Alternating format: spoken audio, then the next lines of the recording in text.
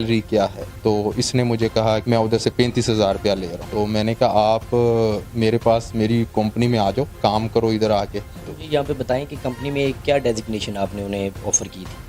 मैंने उससे कंपनी में as a marketing manager hire किया हुआ था, ठीक है, और उसको सारे का सारा काम मैंने ए टू जेड बताया मार्केटिंग के हवाले से। मार्केटिंग स्टार्ट की, मैं उसको हर तरह सपोर्ट करता रहा, हर चीज़ में अपने हर तरह के कस्टमर मैंने उसको दिए।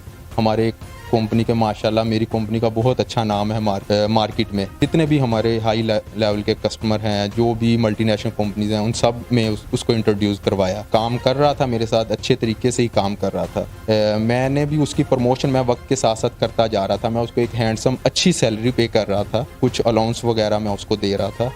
एक घर भी लेके दिया 5 मरले का, ठीक है, जिसकी उसने पेमेंट हमें वक्त के साथ साथ करनी थी। फिर उसके बाद पहले उसको होंडा सिटी गाड़ी लेके दी थी हमारी कंपनी ने। फिर उसके बाद अभी उसको ग्रैंडी गाड़ी लेके दी थी, तकरीबन 50 लाख रुपए की वो गाड़ी या रजिस्ट्रेशन वगैरह, वो सारी मामलात वगैरह जब हुए। और भी मैं उसको पर्सनली तौर पे भी मैं काफ़ी ज़्यादा सपोर्ट कर रहा था। हर तरीके से आप उसे ओबलाइज कर रहे थे? हर तरीके से मैं उसको सपोर्ट कर रहा था। बारी इंजीनियरिंग एक कंपनी है, जहाँ भी किसी कस्टमर की मुझे कॉल्स आती थी मैं इसको भेजता था। मैंने कभी अपने कस्टमर को ये नहीं बताया था कि ये मेरे पास एम्प्लॉय है। मैं इसे एज ए मार्केटिंग मैनेजर या अपना भाई ही उनको बताता था कि ये मेरा भाई है। और तकरीबन 95% कस्टमर को यही पता था कि ये बारी इंजीनियरिंग। और उसको मज़े की बात आपको ये बताता हूँ कि मार्केट में उसका नाम था मोहम्मद आतिफ रामे।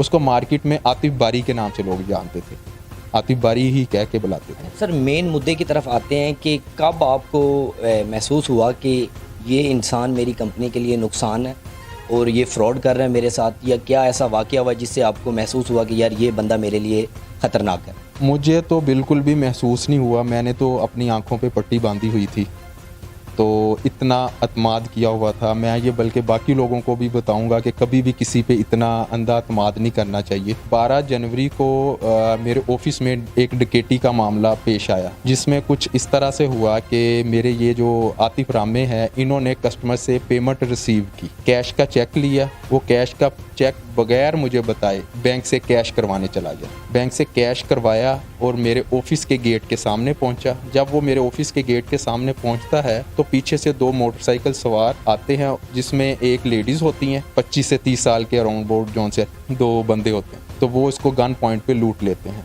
और उसके बाद पुलिस आ जाती है। पुलिस आके मौका वारदात देखती है, इससे पूछती है कि डकैती कितने की हुई। तो इसने पुलिस को बताया कि 25 लाख रुपए की डकैती। पुलिस ने जब पूछा कि 25 लाख की डकैती कैसे हुई, इसने कहा मैंने चेक कैश कर। सर, ये काइंडली एक चीज़ और बता दें कि कौन सा थाना लगता था जहाँ पे वो जो डकैती की जो वारदात है वो हुई थी? हमारा ऑफिस ये शेर अली रोड पे है। ये बिल्कुल जोहर टाउन में अयूब चौक के नज़दीकी है। हमें जो पुलिस स्टेशन थाना लगता है वो नवाब टाउन का लगता है। जब ये डकैती हुई है तो इसने पुलिस को 25 लाख रुपए की अमाउंट बताई। पुलिस ने बैंक में जाके कंफर्म किया, जहां से इसने चेक कैश करवाया था, कि इसने कितनी अमाउंट का चेक कैश करवाया।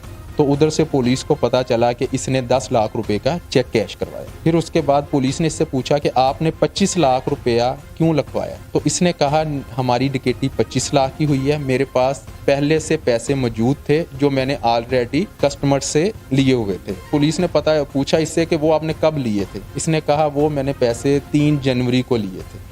इन सारे प्रोसेस में पुलिस ने आपसे रब्ता करने की कोशिश की, क्योंकि कंपनी के ओनर आप हैं, आपका वो मार्केटिंग हेड बंदा है, तो उसकी होती है, आपने पीछा किया उसका या उस पर यकीन ही